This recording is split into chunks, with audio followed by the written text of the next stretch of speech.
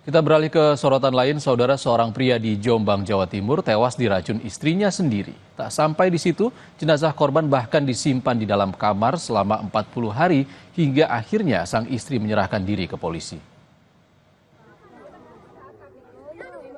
Desa Johowinong, Kecamatan Mojo Agung, Kabupaten Jombang, Jawa Timur yang tenang, geger dengan terkuaknya pembunuhan yang dilakukan oleh seorang istri terhadap suaminya sendiri. Rumah yang 10 tahun ini dikontrak pasangan suami istri ini langsung ramai dikerubungi warga yang kaget dengan aksi pembunuhan oleh seorang ibu rumah tangga. Fauzia, sang istri, mengaku telah meracuni dan membunuh suaminya dengan menaruh racun dalam minuman korban. Usai korban lemas, sang istri lalu menganiaya suaminya untuk memastikan korban meninggal dunia.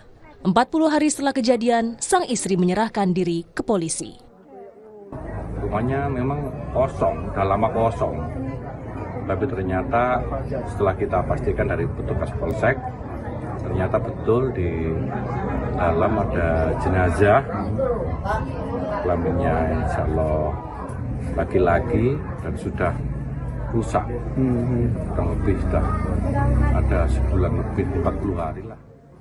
Menurut polisi, pelaku dan korban menikah sejak 2014. Belakangan korban dan pelaku sering cekcok dan pelaku mengaku sering mengalami kekerasan dalam rumah tangga.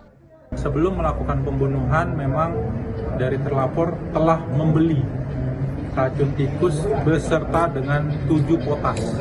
Jadi dari botol tersebut itu diminum salah satu botol oleh korban dan saat itu juga ada reaksi keracunan.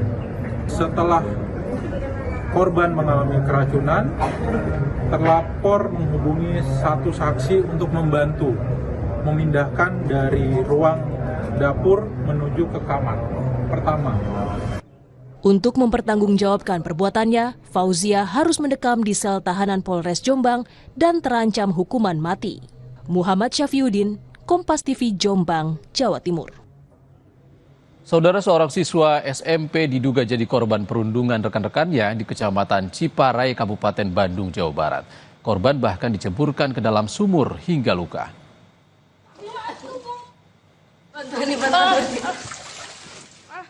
Perundungan tersebut terjadi pada bulan Mei lalu. Polisi bilang ada 3 terduga pelaku, 2 diantaranya masih di bawah umur.